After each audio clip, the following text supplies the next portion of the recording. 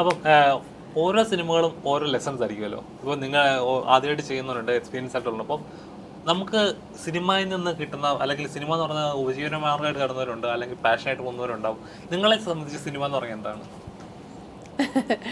ഇപ്പോൾ എന്നെ സംബന്ധിച്ചിടത്തോളം ഞാൻ ബാലതാരമായിട്ടാണ് സിനിമയിലേക്ക് വന്നത്. അപ്പോൾ ഷോർട്ട് ഫിലിംസിലൂടെ അഭിനയിച്ചു, അത് കഴിഞ്ഞ് മോഡലിംഗിൽ എൻ്ററായി, ഫാഷൻ ഇൻഡസ്ട്രിയിൽ സജീവമായി, പിന്നെ ഡാൻസ് ഷോസിലൂടെ കുറേ ആൾക്കാർക്ക് അറിയാൻ പറ്റി നല്ലൊരു നർത്തകിയാണെന്ന്. അത് കഴിഞ്ഞതിന് ശേഷമാണ് 2011 വാഗേ സുഡവ എന്ന് പറയുന്ന തമിഴ് സിനിമയിലൂടെ ഹീറോയിനായിട്ട്, അതെ ഹീറോയിനായിട്ട് ഇൻട്രൊഡക്ഷൻ ആവുന്നതാണ്. പക്ഷെ അതിന് മുന്നേ ഞാൻ സിനിമയിൽ സജീവമായിരുന്നു, ഷോർട്ട് ഫിലിംസിലൂടെ എല്ലാം. അപ്പോൾ സിനിമയിൽ ഞാൻ വളരെയധികം ട്രാവൽ ചെയ്തിട്ടുള്ള ഒരു വ്യക്തിയാണ്. എനിക്ക് തോന്നുന്നു മോർ ദാൻ 20 years ആയി ക്യാരക്ടേഴ്സും എല്ലാ റോളും ഞാൻ ചെയ്തിട്ടുണ്ട്. ഹീറോയിനും, character role, cameo role, guest appearance, special appearance, എല്ലാ ടൈപ്പും. കാരണം എൻ്റെ അച്ഛൻ എപ്പോഴും പറയുന്നത് ഒരു നല്ല ഒരു വേഴ്സറ്റൈൽ ആക്ടർ ആവണമെന്നുണ്ടെങ്കിൽ എല്ലാ ടൈപ്പ് റോളും ചെയ്യണം എന്നുള്ളതാണ്.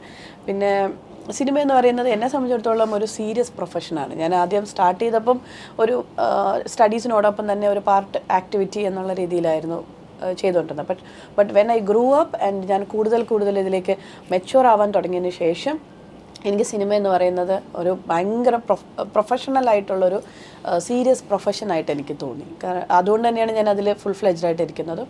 എൻ്റെ ഫസ്റ്റ് പ്രിഫറൻസ് എന്ന് പറയുന്നത് ഞാനൊരു ആക്ടർ എന്നുള്ള രീതിയിലാണ് എല്ലാവരും അറിയപ്പെടുന്നത്. ഒരു ഡാൻസറൊന്നോ അല്ലെങ്കിൽ മോഡലൊന്നോ അറിയപ്പെടുന്നതിനേക്കാളും തെന്നിന്ത്യൻ താരം എന്ന് പറയുന്നതും, അതുപോലെ ബേസിക്കലി മലയാളിയാണെന്ന് ലോകമെമ്പാടും അറിയുന്നതും എനിക്ക് ഭയങ്കര പ്രൗഡായിട്ട് ഞാൻ ഫീൽ ചെയ്തു. അതെ തമിഴ് സിനിമ ചെയ്യുമ്പോൾ പോലും എൻ്റെ ആസ് ലൈക്ക് ഓ മല്ലു ഗേളാണ്. ആ മല്ലു ഗേൾ എന്ന് പറയുമ്പം they feel like very talented, multi tasking ചെയ്യുന്നുണ്ട്. അതുപോലെ ഭംഗിയും അഴകും സൗന്ദര്യവും എല്ലാം like specially from Kerala girls, അത് ഭയങ്കര എടുത്തു പറയേണ്ട കാര്യമാണ്. അപ്പം ഞാൻ മറ്റു ഭാഷകളിലൊക്കെ പോകുമ്പോഴത്തേനും ഏറ്റവും കൂടുതൽ അംഗീകാരം കിട്ടിയത് ആസ് എ മലയാളി എന്നുള്ള രീതിയിലും ആക്ടർ എന്നുള്ള രീതിയിലാണ്. അപ്പോൾ ഞാൻ പൊതുവേദിയിലൊക്കെ പോകുമ്പോഴും ഒരു നടി എന്നുള്ള രീതിയിൽ എനിക്ക് നല്ല ഒരു വരവേൽപ്പൊക്കെ കിട്ടിയിട്ടുണ്ട്. അപ്പോൾ ഞാൻ സിനിമ എന്ന് പറയുന്നത് വളരെ സീരിയസ് ആയിട്ടാണ് കാണുന്നത്. ഇറ്റ്സ് നോട്ട് അബൌട്ട് ചുമ്മാ പൈസ ഉണ്ടാക്കാൻ വേണ്ടി മാത്രം വരുന്ന ഒരു മേഖലയോ, അല്ലെങ്കിൽ വെറുതെ ഫെയിം കിട്ടാൻ വേണ്ടി മാത്രം വരുന്നതോ, അല്ലെങ്കിൽ ടൈം പാസിന് വേണ്ടിയിട്ട് ചെയ്യുന്ന ഒരു പ്രൊഫഷനായിട്ടല്ല ഞാൻ കണ്ടിരിക്കുന്നത്. മാത്രമല്ല എൻ്റെ കൂടെ എൻ്റെ അച്ഛനും അമ്മയും എപ്പോഴും സപ്പോർട്ട് ചെയ്യുന്നുണ്ട്. ചെറിയ വയസ്സോട്ട് എൻ്റെ സിനിമ ഡിസിഷൻസിലെല്ലാം ഡാഡിയും മമ്മിയും കൂടെ ഉണ്ട്. ഇപ്പോഴും അവർ അങ്ങനെ തന്നെയാണ്. അച്ഛനാണ് ഫിനാൻസ് കാര്യങ്ങളെല്ലാം മാനേജ് ചെയ്യുന്നത്, അമ്മയാണ് സ്റ്റോറി ഡിസ്കഷനിലും കഥ കാര്യങ്ങളിലൊക്കെ ഇൻവോൾവ് ആകുന്നതും. പിന്നെ എൻഡ് ഓഫ് ദ ഡേ ഞങ്ങൾ എല്ലാവരും കൂടി പ്ലാൻ ചെയ്ത് സിനിമകൾ കാണാറുണ്ട്. ഞങ്ങൾ വീട്ടിലെ ഫാമിലിയായിട്ട് എല്ലാവരും സിനിമ കാണാൻ പോകും. പണ്ട് ഡാഡി മമ്മി കൂടെ നമ്മൾ എക്സിബിഷൻ ഷോസൊക്കെ കാണാൻ പോകും, മ്യൂസിക് ഷോസൊക്കെ, എ ആർ റഹ്മാൻ സാറിൻ്റെ ഷോസും, അതുപോലെ painting exhibitions, dance concert, drama, all Kerala drama ഫെസ്റ്റിൻ്റെ ഡ്രാമ കോമ്പറ്റീഷൻസൊക്കെ കാണാൻ പോയിട്ടുണ്ട്. അങ്ങനെ ആക്ടിങ്, മ്യൂസിക്, ഡാൻസ് റിലേറ്റഡ് എല്ലാ കാര്യങ്ങളിലും ചെറിയ വയസ്സോട്ട് ഇൻവോൾവ് ആയതുകൊണ്ട് I feel cinema as A serious profession for me. ഞാനും എൻ്റെ കരിയറിൽ ആദ്യത്തെ ഒരു 4-5 years എനിക്ക് സിനിമ എന്താണെന്ന് ജഡ്ജ് ചെയ്യാൻ അറിയില്ല. ബിക്കോസ് ഞാനും ഇവരെയൊക്കെ പോലത്തെ ചെറിയ 13 വയസ്സിലാണ് ഞാൻ സിനിമ അഭിനയിക്കാൻ തുടങ്ങുന്നത്. അപ്പം അതിന് മുന്നേ ബാലതാരമായിരുന്നു. അപ്പം ഹീറോയിനായിട്ട് വന്നതിന് ശേഷം എനിക്ക് ഭയങ്കര കൺഫ്യൂഷൻ ഉണ്ടായിരുന്നു, സിനിമ ഞാൻ പ്രൊഫഷനായിട്ട് സീരിയസ് ആയിട്ട് എടുക്കണോ എന്നുള്ളത്. അപ്പോൾ ഒരു 4-5 yearsന് ശേഷം ഐ തിങ്ക് ഒരു 2014 ആയപ്പോഴത്തേനും I decided that okay this is my profession എന്നുള്ളത്. ഇപ്പോൾ I'm quite happy for what I'm doing. And ഇനിയും കുറേ കാര്യങ്ങൾ പുതിയതായിട്ട് ചെയ്യാനുണ്ട്, അതും ആഗ്രഹങ്ങളുണ്ട്. ഒരുപാട് നല്ല നല്ല ഡ്രീം ക്യാരക്ടേഴ്സ് ഇനിയും ചെയ്യാനുണ്ട്. എല്ലാം നടക്കട്ടെ.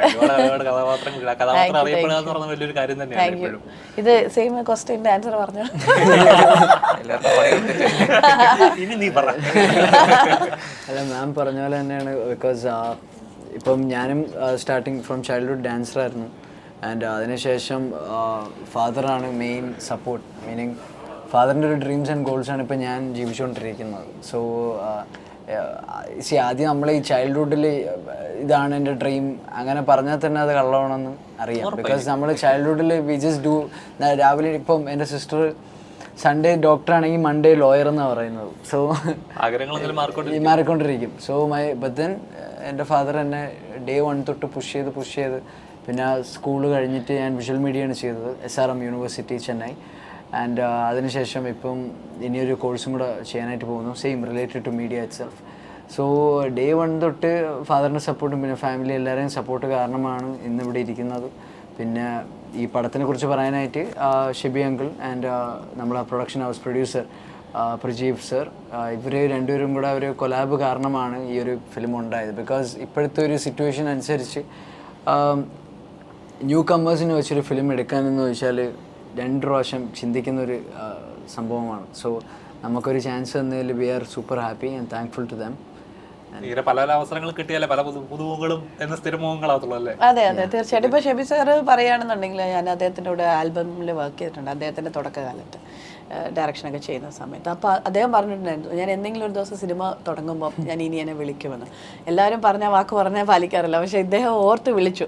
അപ്പോൾ അങ്ങനെയുള്ള ഒരു നല്ല മനസ്സല്ലേ, നല്ല ഡയറക്ടേഴ്സ് ഉണ്ടാവണം, അതുപോലെ നമ്മളെ പോലുള്ള ആർട്ടിസ്റ്റുകളൊക്കെ ഓർത്ത് വിളിക്കണം. അപ്പം നമുക്കും അതൊരു അവസരം കൂടിയാണ്. അപ്പോൾ അദ്ദേഹത്തിനാണ് താങ്ക്സ് ആക്ച്വലി ഷെബി സാറിന്. സിനിമ എന്ന് പറയുന്നത് അത്ര റെസ്പെക്റ്റും ഇഷ്ടമുള്ളൊരു ഇൻഡസ്ട്രിയാണ്. കാരണം ഞാൻ വളർന്നു വന്നതും ഞാൻ കഴിച്ചിട്ടുള്ള എല്ലാ ചോറും സിനിമ വന്നിട്ടുള്ളതാണ്. അപ്പോൾ അത്രത്തോളം റെസ്പെക്റ്റും ഇഷ്ടമുള്ളൊരു ഫീൽഡ് തന്നെയാണ് സിനിമ ഇൻഡസ്ട്രി എന്ന് പറയുന്നത്. തീർച്ചയായും. അപ്പോൾ സിനിമ എന്ന് പറഞ്ഞാൽ അന്നമായിട്ട് നടക്കുന്നവർ ഒരുപാട് പേരുണ്ടല്ലോ. ഇനി ഈ കുറച്ച് മുമ്പ് പറഞ്ഞത് ഞാൻ ചോദിക്കുകയാണ്, ഇപ്പം നോർമലി ഒരു ക്യാരക്ടറായിട്ട് കിട്ടാൽ നമ്മളൊരു രജിസ്റ്റർ ചെയ്തു ഒരാൾ ഹീറോയിനായിട്ടല്ല ലീഡ് റോളിൽ രജിസ്റ്റർ ചെയ്ത് കഴിഞ്ഞാൽ പൊതുവെ എല്ലാവരും പറഞ്ഞു കഴിഞ്ഞാൽ അങ്ങനെ കണ്ടിന്യൂ ചെയ്യാനൊക്കെ എല്ലാവരും ശ്രമിക്കുന്നത്. പിന്നെ ഒരു ക്യാരക്ടർ റോൾ ഒരു ഗസ്റ്റ് റോളായിട്ട് വന്നു കഴിഞ്ഞാൽ ഞാൻ ചെയ്ത് ശരിയാവോ, എൻ്റെ ഓഡിയൻസിനെ അക്സെപ്റ്റ് ചെയ്യുമോ, ആ ക്യാരക്ടർ എനിക്ക് സെറ്റ് ആവുമോ എന്ന് ഡബിൾ തിങ്ക് ചെയ്യുന്നവരുണ്ട്. നീ പറയും ഏത് ക്യാരക്ടർ കിട്ടിയാലും ചെയ്യാൻ തയ്യാറാണ്. അങ്ങനെ ഓൾറെഡി രജിസ്റ്റേർഡ് ആയിട്ട് ആക്ടർ അങ്ങനെ ചെയ്യുന്ന വളരെ വിരളമായിട്ട് കണ്ടിട്ടുള്ളൂ. എന്തുകൊണ്ടാണ് അത്ര സിമ്പിൾ ചെയ്യുന്നത്? അത് എൻ്റെ ഡാഡി എനിക്ക് തന്നിട്ടുള്ള ഒരു അഡ്വൈസ് തന്നെയാണ്. ഞാൻ നേരത്തെ പറഞ്ഞത് തന്നെയാണ്, സെയിം വേഴ്സറ്റൈൽ ആക്ടർ ആവണമെന്നുണ്ടെങ്കിൽ എല്ലാ രീതിയിലുള്ള ക്യാരക്ടേഴ്സും കൈകാര്യം ചെയ്യണം. ഞാൻ ഇന്നതേ ചെയ്യൂ, ഞാൻ നടിയായിട്ടേ ഇരിക്കുള്ളൂ എന്ന് പറഞ്ഞു കഴിഞ്ഞാൽ കുറേ നാൾ കഴിഞ്ഞ് വീട്ടിലിരിക്കേണ്ടി വരും. അതുകൊണ്ടല്ല, my dad use to tell that okay you have to experience everything. Like വെറുതെ ഒരു പാർട്ടിക്കുലർ ഒരു ടൈപ്പ് കാസ്റ്റ് പോലെ ആവരുത്, അല്ലെങ്കിൽ ഒരു പാറ്റേൺ മാത്രം ചെയ്യുള്ളൂ, ഞാൻ ഇങ്ങനെ മാത്രമേ ചെയ്യുള്ളൂ എന്ന് പറഞ്ഞിരിക്കരുത്.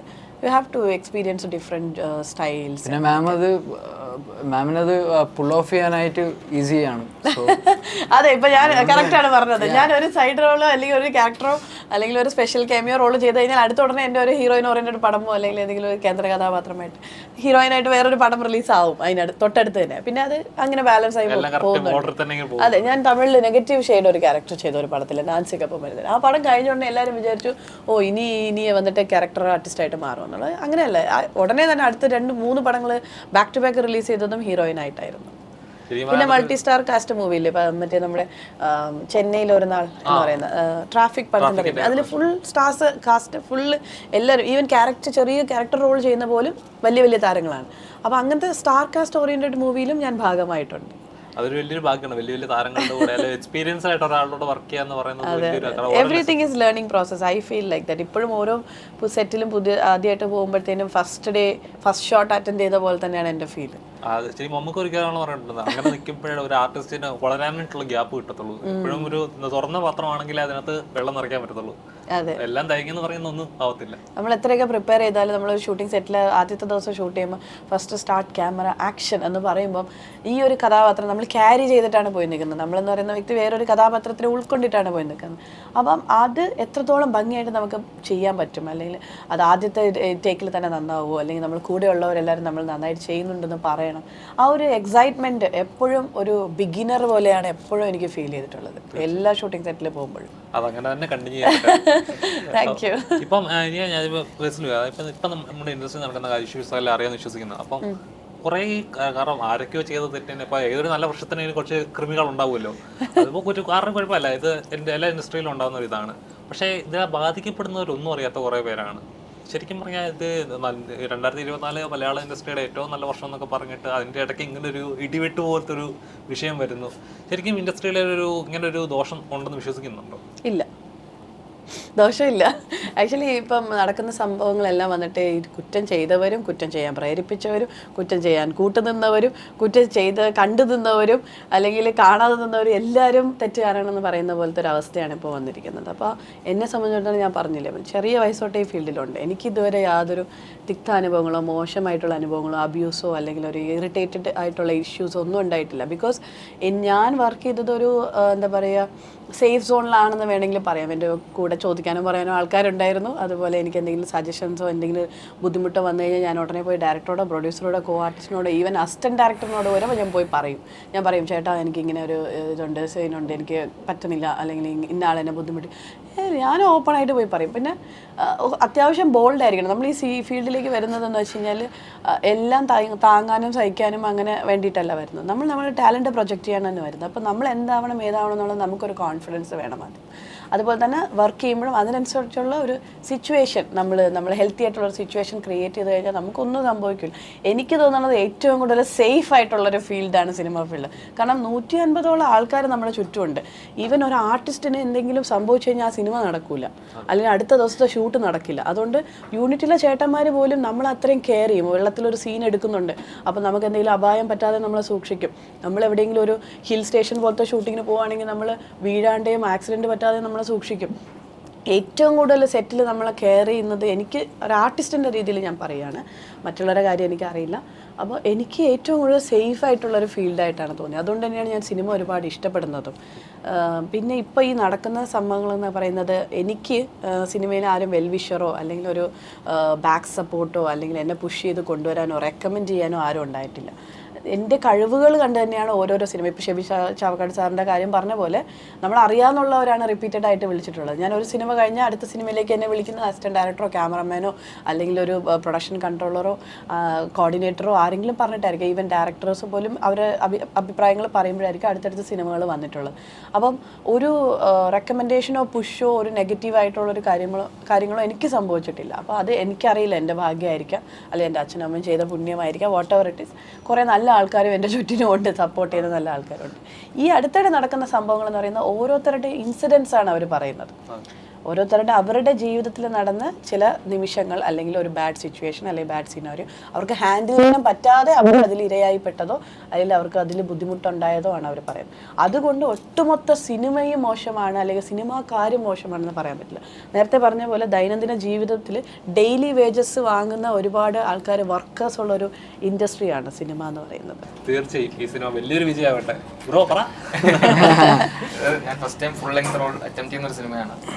എല്ലാം ഉള്ള ഒരു ഫൺ രീതിയിൽ പോകുന്ന ആക്ഷൻ, ത്രില്ലർ, ഒരു ഹ്യൂമർ, റൊമാൻസ്.